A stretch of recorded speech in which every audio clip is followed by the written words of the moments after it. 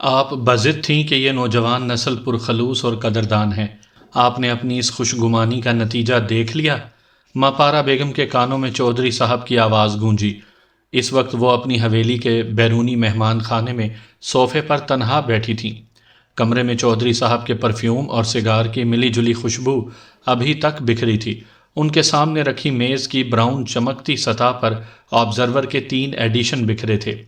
ان تینوں ایڈیشنز میں قسط وار ان کا وہ انٹرویو شائع ہوا تھا جو انہوں نے کبھی کسی کو دیا ہی نہیں تھا، مگر ان انٹرویوز کے مندرجات میں ان کی شخصیت اور زندگی کے وہ پہلو درج تھے جن سے خود انہوں نے اب تک نظریں چرائے رکھی تھیں اور دوسروں کو تو خبر تک نہیں ہونے دی تھی، لیکن حقیقت یہ تھی کہ اب تک انہوں نے جو صحافیوں کے بارے میں سن رکھا تھا اور جتنا وہ خود جانتی تھیں وہ سچ ثابت ہوا تھا۔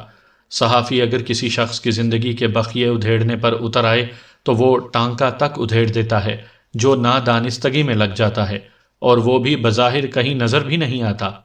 یہ بات انہیں عرصہ پہلے رشید خان صاحب مرحوم نے کہی تھی، جو ریڈیو پاکستان لاہور کے میوزک کے پروگرام ترتیب دیا کرتے تھے، اور انہوں نے اب تک خان صاحب کی اس بات کو پلے سے باندھ کر رکھا تھا، لیکن اب اس عمر میں ان کی عقل پر نہ جانے کیوں پردہ پڑ گیا تھا جو وہ اس صحافی لڑکے اور لڑکی کی باتوں میں آ گئی تھی۔ انہیں وہ دونوں محنتی اور پرخلوص کیوں محسوس ہوئے تھے؟ انہیں یہ گمان کیوں گزرا تھا کہ یہ نوجوان نسل فن کی صحیح قدردان اور فنکاروں کو ان کے مرتبے کے مطابق عزت و احترام سے دیکھنا جانتی تھی؟ وہ چودھری صاحب کے چلے جانے کے بعد سے لے کر اب تک اسی قسم کی باتیں سوچ رہی تھیں، اور جوں جوں سوچتی جا رہی تھیں ان کے ذہن پر بوجھ بڑھتا جا رہا تھا۔ انہوں نے خالی نظروں سے اپنے سامنے رکھے اخباروں پر نظر دوڑائی۔ ان سطور پر ان کا ماضی اور حال کھنگال دیا گیا تھا۔ ماں پارا بیگم نے ایک معاہدہ کے تحت فن گائکی سے ناتا توڑا۔ ایک شہ سرخی کہہ رہی تھی۔ ایک مشہور و معروف سیاستدان سے نکاح کے نتیجے میں انہیں فن کی دنیا چھوڑ دینا پڑی۔ وہ شرافت کی زندگی گزارنے کا عوضانہ تھا۔ ماضی کی یہ مشہور مغنیاں اپنے اخراجات اور عللے تللے پورے نہ ہو سکنے کی وجہ سے دوبارہ روشنیوں کی دنیا میں قدم رکھنے کے لیے پر تول رہی ہے۔ اپنے پرانے ریکارڈز کو جدید سی ڈیز پر منتقل کرنے کا معاہدہ اسی سلسلے کی پہلی کڑی ہے۔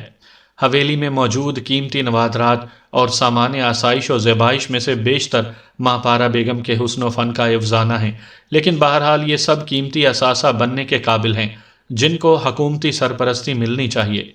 وہ ایک کے بعد ایک شے سرخی پڑتی گئیں اور ان کی آنکھوں میں سرخ ڈوروں کی تعداد بڑھتی گئی۔ برسوں کی ریاضت کے بعد بنائی گئی وہ عزت، سر اٹھا کر جینے کے عہد، نام اور پتہ پل کے پل میں خاک ہوئے۔ انہوں نے سوچا، کتنے ہوں گے جو وضاحتوں پر یقین کریں گے؟ کتنے ہوں گے جو ان سے وضاحت طلب کریں گے؟ بہت کم، یا شاید کوئی بھی نہیں۔ سب اپنی اپنی جگہ پڑھیں گے اور تسلیم کر لیں گے کہ ماں پارا بیگم در حقیقت ایک دوہری شخصیت کی مالک، لالچی، خود غرض اور دھوکے باز خاتون کا نام ہے۔ او میرے خدا، ایسی خوفناک سوالیہ نظروں کا سامنا کرنے سے تو بہتر ہے کہ مجھے موت آ جائے اور خاک مجھے اپنے سینے میں چھپا لے۔ انہوں نے کرب زدہ آنکھیں میچ لیں۔ اسی دم ان کے عقب میں کھٹکا ہوا۔ انہوں نے فوراً اپنے ہاتھ میں پکڑے رومال سے آنکھیں پونچھیں اور سنبھل کر بیٹھ گئیں۔ حسب توقع وہ فتح خان تھا۔ وہ خاموشی سے چلتا ان کے سامنے بچھے قالین پر دو زانو ہو کر بیٹھ گیا۔ تم خوب جانتے ہو فتح خان، ماں پارا بیگم نے اپنے بھاری پپوٹے اٹھا کر اس کی طرف دیکھا، تم اگرچہ یہ سب پڑھ نہیں سکتے کیونکہ یہ انگریزی زبان میں لکھا ہے، لیکن یہ ضرور جانتے ہو کہ یہ سب کیا لکھا ہوگا۔ جب ہی تو پچھلے دنوں ان پرچے کے دفتر میں فون کرتے رہے ہو۔ وہ دفتر والی بی بی کل کہہ رہی تھی کہ وہ آپ سے ملنے کے لیے آنا چاہتی ہیں۔ وہ ان اخباروں اور مضمونوں سے لا تعلقی کا اظہار کر رہی تھیں۔ فتح خان کو یاد آیا۔ جھوٹ بولتی ہے وہ، ماں پارا بیگم نے گرج کر کہا۔ اسی قسم کی باتیں کر کے اس نے مجھے پہلے خود پر یقین کرنے پر مجبور کر دیا، اور اب وہ یہی چال دوبارہ چلنا چاہتی ہے۔ وہ کیسا خود کو فن شناس اور قدردان ظاہر کر رہی تھی۔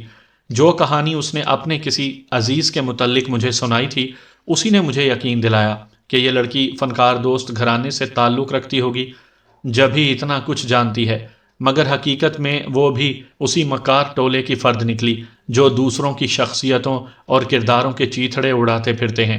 سختی سے منع کر دو اس کو یہاں آنے سے، میں اس کی شکل بھی نہیں دیکھنا چاہتی۔ جیسا آپ حکم کریں، فتح خان نے سر جھکا کر کہا۔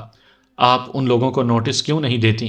ان کو عدالت میں گھسیٹ لائیں تاکہ آئندہ کوئی جرت بھی نہ کرے ایسی حرکت کرنے کی۔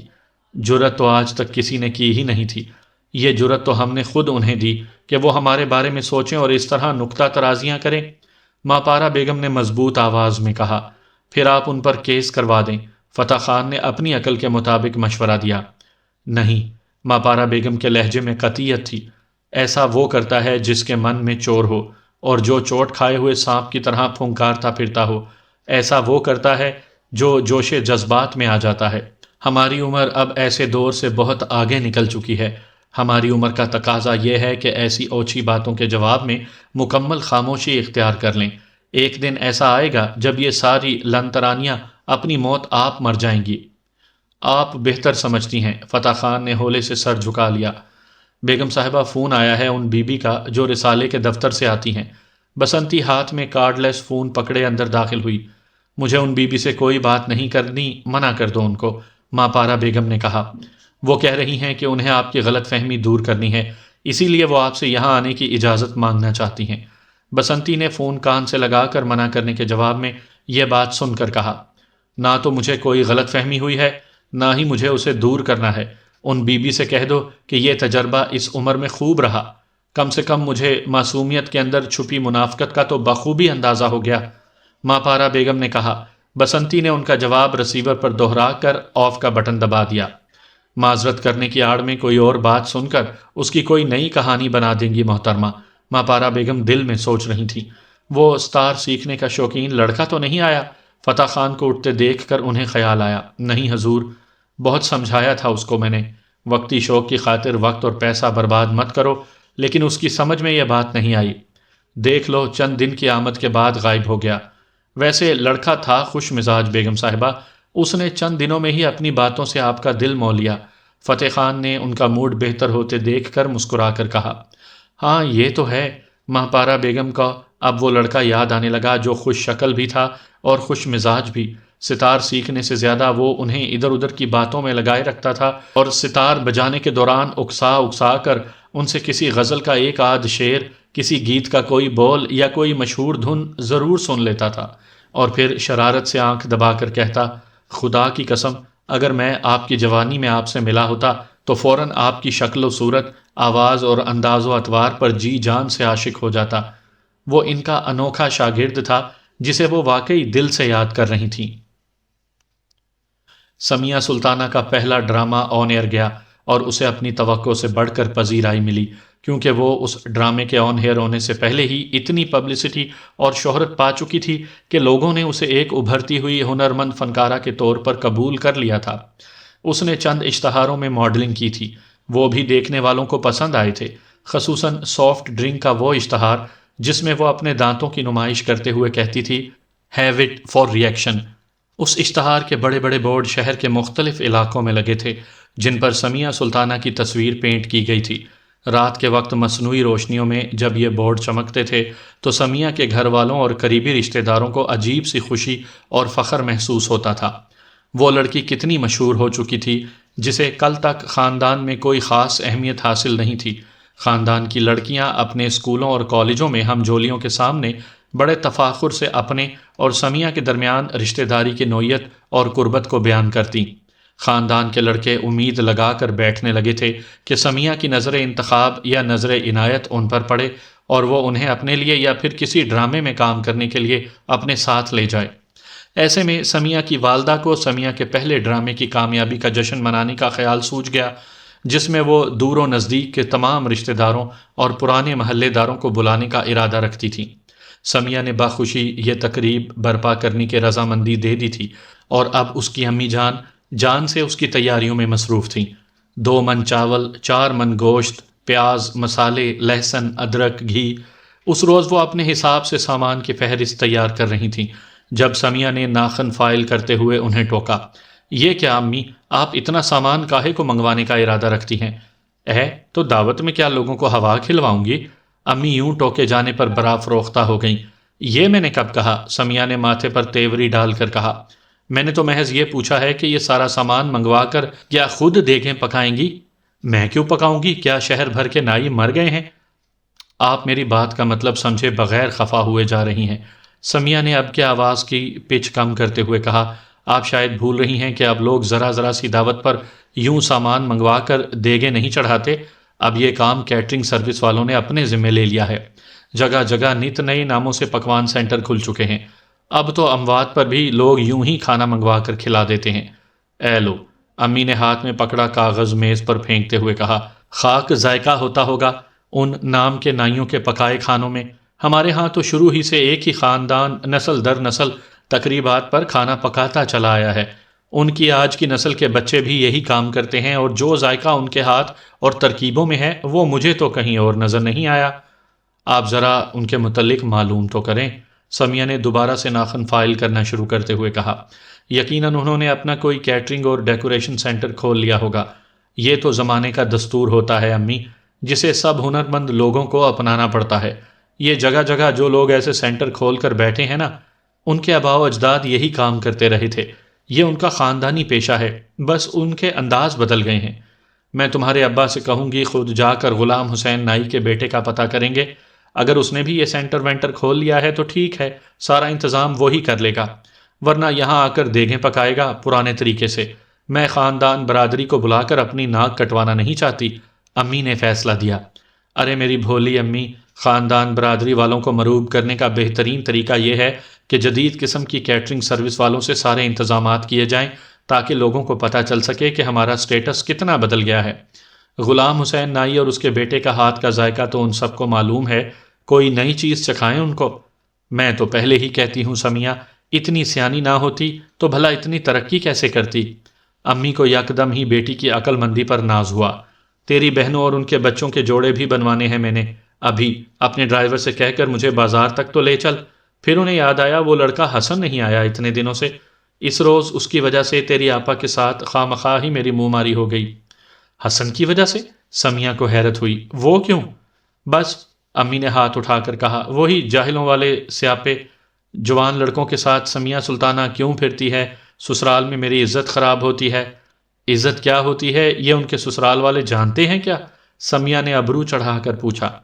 آپ تو اچھی طرح جانتی ہیں کہ یتیم مسکین بھانجے کو کس حال میں وہاں رکھا ہوا تھا ان لوگوں نے، اس سلوک سے ان کی عزت بڑھ رہی تھی کیا؟ ہاں، پر وہ حسن کو تو اپنا لڑکا سمجھتے ہیں، اس کی آڑ میں ہمیں نیچا دکھانے کا موقع خوب ہاتھ آیا ان کے۔ تیری ترقی سے سب جلتے جو ہیں، امی نے خیال ظاہر کیا۔ اس اپنے لڑکے کو اتنی سی بھی پرواہ نہیں ہے ان کی، سمیہ نے انگلیوں سے اشارہ کیا۔ وہ تو صرف ہمارے ساتھ تعلق میں خوش رہتا ہے، جیتا رہے۔ میں تو صرف اس لیے پوچھ رہی تھی کہ وہ ملے تو اس سے کہوں کہ اس کبوتر کا بک جیسے کمرے کو تالا لگائے رکھ کر اسے کرنا کیا ہے؟ چھوڑ دے، پرے دفع کرے اسے، اللہ نے اتنا دیا ہے، تالا کھول کر کمرہ تیری بہن کے حوالے کر دے تو وہ میرے پیچھے سے اترے۔ امی نے اصل بات اب بتائی۔ مجھے امید نہیں کہ وہ ایسا کرے گا، اس کے بقول اس نے وہ کمرہ اپنی زندگی کے اس دور کی یادگار کے طور پر اپنی ملکیت میں رکھا ہے جب وہ انتہائی مشکل زندگی گزار رہا تھا۔ آپ کو تو یاد ہوگا اس کا رہنا سہنا حال حلیہ، سمیہ نے ناخنوں پر بیس کوٹ لگاتے ہوئے کہا۔ ہاں تو کیسا باولا سا لگا کرتا تھا، اب اسے دیکھ کر کوئی سوچ بھی نہیں سکتا کہ یہ وہی لڑکا ہے۔ امی نے گھٹنوں پر ہاتھ رکھ کر اٹھتے ہوئے جواب دیا، وہ انتہائی ذہین ہے اور ٹیلنٹڈ بھی، بس اسے اپنا ہنر استعمال کرنے کے لیے فورم اب ملا ہے، دیکھیے گا وہ کتنی ترقی کرتا ہے۔ چلو جیسا بھی ہے، تمہاری تو مٹھی میں ہے اب، اس سے اپنی بہن کے لیے کمرے کی بات ضرور کرنا، بے شک وہ بعد میں جب چاہے قبضہ اس سے واپس لے لے۔ امی زمانے کی نئی چالیں دیکھ بھی رہی تھیں اور سیکھ بھی رہی تھیں۔ سمیہ کو حیرت بھی ہوئی اور ہنسی بھی آئی۔ تمہاری مٹھی میں ہے، امی کے کمرے سے جانے کے بعد سمیہ نے دل میں ان کی بات دہرائی۔ کون کس کی مٹھی میں ہے آپ کیا جانے میری بھولی امی، اس نے سوچا۔ اسے حسن کمال کی مسحور کر دینے والی گفتگو اور شخصیت یاد آنے لگی۔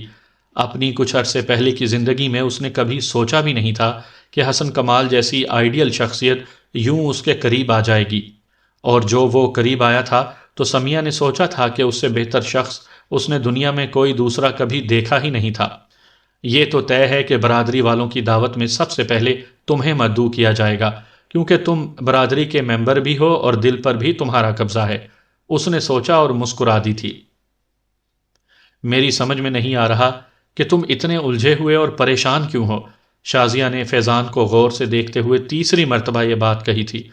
میرا خیال ہے کہ ڈاکٹر صبور کے ساتھ کام کر کر کے تم بھی سائیکولوجسٹ بننے کے چند مراحل طے کر چکی ہو۔ جب ہی تمہیں میرے رویے اور کیفیت میں الجھاؤ اور پریشانی نظر آ رہی ہے۔ فیضان نے مسکرا کر اسے ٹالا تھا۔ تم آج صرف اپنی بات کرو، یہ بتاؤ کہ میرے عدم رابطے پر تم نے کیا سوچا تھا؟ میں کہاں غائب ہو گیا ہوں گا؟ وہی عام سی سوچ جو کوئی بھی ایسی صورتحال میں سوچ سکتا ہے، شازیہ نے سادگی سے اعتراف کیا۔ مثلاً؟ فیضان کو اس کی گھبراہٹ پر مزہ آنے لگا۔ مثلاً یہی کہ امیر آدمی ہے، 2-4 ملاقاتوں کی دل لگی کے بعد غائب ہو گیا۔ میں نے دل لگی کب کی؟ سچ بتاؤ۔ فیضان کو اس کی بات پر بے اختیار ہنسی آ گئی۔ دوستی کی بات بھی تو دل لگی ہو سکتی ہے، شازیہ نے اس کے ہنسنے پر جھینپ کر کہا۔ دوستی کے سلسلے میں میری ایک ہی پالیسی ہے، فیضان نے سنجیدہ ہوتے ہوئے کہا۔ اول تو کرو نہیں، لیکن اگر کرو تو زندگی بھر نبھاؤ۔ اس کی اس بات سے شازیہ کو عجیب سا اطمینان محسوس ہوا۔ لیکن اس سلسلے میں تمہاری دلیل کچھ بھی ہو، یہ حقیقت ہے کہ تم پریشان ہو کسی بات پر۔ یہ اور بات ہے کہ مجھے بتانا نہیں چاہتے۔ تم اندازہ لگا سکتی ہو کہ میں کس بات پر الجھا ہوا ہوں۔ سلمان کی وجہ سے؟ شازیہ نے اپنا اندازہ بتایا۔ وہ تو اب بہت بہتر ہے۔ پھر جاب کا کوئی مسئلہ ہے؟ نہیں، فیضان نے نفی میں سر ہلایا۔ پھر؟ شازیہ نے سوالیہ نظروں سے اسے دیکھا۔ بہتر ہے کہ تم خود ہی بتا دو۔ میری پھپھو اور تائی اماں نے میرے لیے ایک لڑکی پسند کر لی ہے اور وہ میری شادی اس سے کرنا چاہتی ہیں۔ فیضان نے اچانک اپنی الجھن کی توجیہ گھڑی۔ شازیہ اپنا رد عمل اس سے چھپا نہ سکی۔ وہ یکدم خاموش ہو گئی۔ اس کی سمجھ میں نہیں آ رہا تھا کہ وہ کیا کہے۔ میں سوچتا ہوں کہ کسی انجانی لڑکی، کسی اندیکھی لڑکی سے شادی کر کے میں خوش رہ سکتا ہوں۔ فیضان نے یہ بات دانستہ کہی تھی۔ اسے شازیہ سے اسی رد عمل کی توقع تھی۔ وہ یہ دیکھنا چاہتا تھا کہ شازیہ اس کے معاملے میں سنجیدہ تھی یا نہیں۔ تمہارا کیا خیال ہے؟ اس کی خاموشی پر فیضان نے اسے بولنے پر اکساتے ہوئے کہا۔ مجھے کیا معلوم؟ شازیہ نے نظریں چراتے ہوئے کہا۔ میرا خیال ہے کہ مجھے دیر ہو رہی ہے، اب مجھے چلنا چاہیے، وہ اپنا بیگ اٹھاتے ہوئے کہہ رہی تھی۔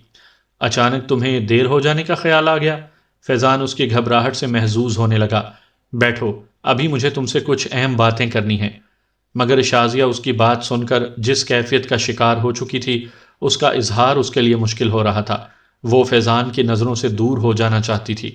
اس کے دل کی دنیا آباد ہونے سے پہلے ہی مسمار ہو گئی تھی۔ وہ اپنی جگہ سے اٹھ کھڑی ہو گئی۔ فیضان نے اپنی ٹانگ ذرا سی بڑھا کر اس کا راستہ روک دیا۔ شازیہ، مجھے تم سے اس احمقانہ حرکت کی توقع نہیں تھی۔ بیٹھ جاؤ اور میری بات پوری سنو، اس نے تہکمانہ انداز میں کہا۔ وہ دونوں اس وقت ایک ریستوران میں بیٹھے تھے۔ شازیہ نے ارد گرد نظر ڈالی، سب لوگ اپنی اپنی باتوں میں مشغول تھے۔ وہ بے بسی کے عالم میں دوبارہ اپنی سیٹ پر بیٹھ گئی۔ کمال ہے، ڈاکٹر صبور کے ساتھ کام کر کے بھی تمہیں تو دوسروں کے متعلق اندازہ لگانا بھی نہیں آیا۔ میں تو یوں ہی خوش گمان ہو رہا تھا۔ فیضان نے مسکراتے ہوئے کہا۔ ارے احمق، کوئی میرے لیے لڑکی وڑکی نہیں دیکھ چکا۔ یہ تو میں نے یوں ہی تمہیں تنگ کرنے کو کہا تھا، اور دیکھ لو تم پکڑی گئیں۔ شازیہ کو یکدم ہی اپنی حماقت کا شدت سے احساس ہوا۔ اگر میرے دل میں تمہارا خصوصی خیال نہ ہوتا تو میں کبھی بھی تم سے اتنی مرتبہ نہ ملتا۔ مجھے دوسروں کے، خصوصاً لڑکیوں کے جذبات سے کھیلنے کا کوئی شوق نہیں۔ پھر وہ سنجیدہ ہوتے ہوئے بولا، میں نے تمہیں جانچ لیا اور پرکھ بھی لیا۔ اس معاشرے میں کم ہی لڑکیاں تمہاری طرح ورکنگ کلاس سے تعلق رکھنے کے باوجود اتنی باحیا اور پرخلوص نظر آتی ہیں۔ میں تمہارے کردار، معصومیت اور سادگی کو سلوٹ کرتے ہوئے تمہیں پرپوز کرنا چاہتا ہوں۔ اگر فیضان کی پہلی بات شازیہ کے لیے سرپرائز تھی تو یہ دوسری بات بھی اتنی ہی غیر متوقع تھی۔ میرے اور تمہارے درمیان حیثیت کی ایک بہت بڑی دیوار کھڑی ہے جسے نظر انداز نہیں کیا جا سکتا۔ اس کا اعتماد بحال ہوا تو اس نے حقیقت پسندی سے کام لیتے ہوئے کہا۔ سب ہمارے اپنے تصورات ہیں۔ جس نادیدہ دیوار کا ذکر تم کر رہی ہو نا، وہ بھی وہم کا کرشمہ ہے۔ سوچیں تو ہے، نہ سوچیں تو کہیں نہیں ہے۔ میں نے اس کے بارے میں نہ کبھی سوچا ہے، نہ سوچوں گا۔ مجھے اس شخصیت سے غرض ہے جس کے ساتھ مجھے زندگی گزارنی ہے، فیضان نے اعتماد سے کہا۔ تمہارے لیے نہ ہو، مگر تمہارا بیک گراؤنڈ اس حقیقت کو نظر انداز نہ کرنے کا متقاضی ہے۔ تم نہ صحیح، تم سے متعلق لوگ اسے نظر انداز نہیں کر سکتے، شازیہ نے کہا۔ مجھ سے متعلق لوگ؟ فیضان نے ابرو چڑھا کر سوالیہ انداز میں اس کی طرف دیکھا۔ خصوصاً تمہارے والد، شازیہ اپنی رو میں کہہ گئی۔ ہیل ود متعلقین، وہ جھلا کر بولا۔ خود تو وہ جگہ جگہ نکاح کر کے ان کی نشانیاں پیدا کرتے پھرے، اور میری دفعہ حیثیت کی دیوار کھڑی کریں گے؟ تم اس وہم کو دل میں مت لاؤ، میں نے یہ فیصلہ تمام سیاق و سباق سوچ کر ہی کیا ہے۔ مجھے کچھ وقت کی مہلت دو، میں تمہیں اسی عزت کے ساتھ اپنے گھر لے جاؤں گا جس عزت کی تم مستحق ہو۔ شازیہ کا دل خدا کے حضور شکر گزار ہوا، اس کے دل میں تفاخر کا جذبہ ابھرا اور فیضان کے لیے احترام بھی۔ چلو اب میں تمہیں چھوڑاؤں۔ کچھ دیر بعد فیضان نے اس کا ہاتھ پکڑ کر اسے اٹھایا اور اس کے ساتھ چلتا ریستوران سے باہر آ گیا۔ کلینک تک پہنچنے کے دوران فیضان نے اسے ماہ پارہ بیگم کے سلسلے میں ہونے والی پروگرس سے آگاہ کیا۔ مجھے بھی یہ شک گزرا تھا، وہ اتنے اعتماد سے اپنے نام کے ساتھ مسز گوریا کیسے لگا سکتی تھی، مگر پھر تمہاری والدہ۔ شازیہ اپنی بات کہتے کہتے تذبذب کا شکار ہو کر خاموش ہو گئی۔ مجھے زندگی میں اس بارے میں کبھی تجسس نہیں ہوا، لیکن اب ہے، بہت ہے، اور یقیناً میرا تجسس مجھے میری والدہ تک لے ہی جائے گا۔ فیضان نے گاڑی کلینک کے سامنے روکتے ہوئے کہا، اور یقین جانو کہ میری الجھن اور پریشانی کی وجہ بھی یہی بات تھی، وہ ہرگز نہیں جو میں نے تم سے کہی تھی۔ شازیہ کے اترنے سے پہلے اس نے ایک بار پھر اس کا ہاتھ پکڑ کر کہا۔ شازیہ اب اس کی الجھن کی تہہ تک پہنچ چکی تھی، اس نے مسکرا کر سر ہلا دیا۔